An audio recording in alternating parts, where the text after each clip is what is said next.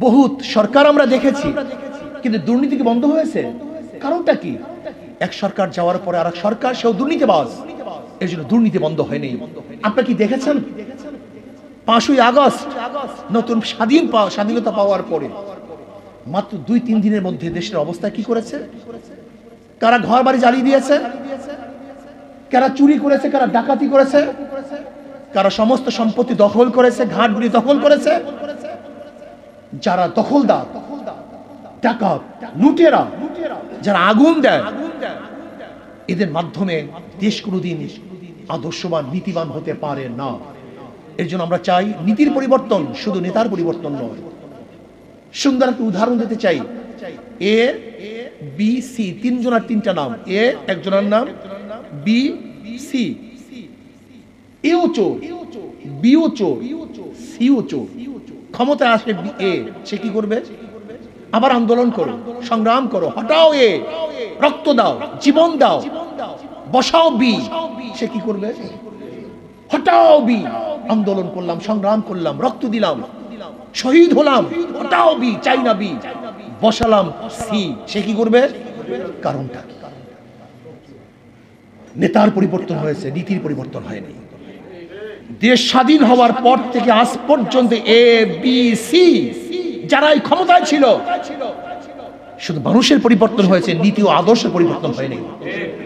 কাজে নীতি ও আদর্শ পরিবর্তন না হওয়ার কারণেই সাম্য, মানবিক মর্যাদা এবং সামাজিক ন্যায় বিচার প্রতিষ্ঠিত করতে পারি নাই। যারা জনগণের ভ্যাট এবং ট্যাক্সের পয়সায় চাকরি করেন, চাকরি, চাকুরগিরি, বুদ্ধিজীবী, আইনজীবী, আইন ব্যবসা করে যারা জীবিকা নির্বাহ করে, তাকে বলা হয় আইনজীবী। আর যারা চাকরগিরি করে জীবিকা নির্বাহ করে, তাকে বলা হয় চাকরিজীবী। চাকর, কিন্তু এদের মালিক কে? এটা তো চাকর, কিন্তু এদের মালিক কে? দেয় কে? জনগণ হলে এদের মালিক। জনগণ অর্থ পে করে, চাকররা গ্রহণ করে। অথচ উল্টা হয়ে গেছে, চাকররা মালিক হয়ে গেছে এবং যারা মালিক তাদেরকে চাকর বানিয়ে দিয়েছে। এরকম বাংলাদেশ আমরা চাই না। সামাজিক বিচার চাই, যেখানে জনাবে মুহাম্মদ রাসূলুল্লাহ সাল্লাল্লাহু আলাইহি ওয়াসাল্লাম বলেছেন, আমার মেয়ে ফাতেমাও যদি চুরি করে আমি তার হাত কেটে দেব। এই বিচার আমরা চাই। কে মালিকের সন্তান, কে এমপির সন্তান, কে এমপি, কে মিনিস্টার, এটা আমাদের দেখার বিষয় নয়। আমরা সবাই মাজলুমের পক্ষে, জালিমের বিপক্ষে। আমাদের শায়খ মুর্শিদ নব্বরাল্লাহু মারকাদাহু তিনি স্লোগান দিয়েছিলেন, শুধু নেতা নয় নীতির পরিবর্তন চাই। শুধু নেতা নয়, নীতির পরিবর্তন চাই। স্পষ্ট বলবো, যদি ওসির চেহারা পরিবর্তন হয়, তার মাধ্যমে দুর্নীতি বন্ধ হবে না।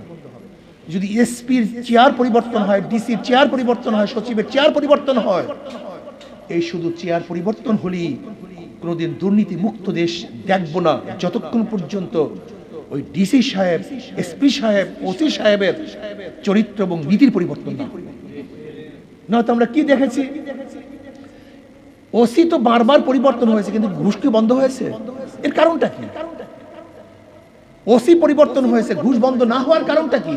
সবাই ঘুষখোর ওসি, বিদায় ঘুষ পরিবর্তন হয়নি, শুধু চেহারা পরিবর্তন হয়েছে।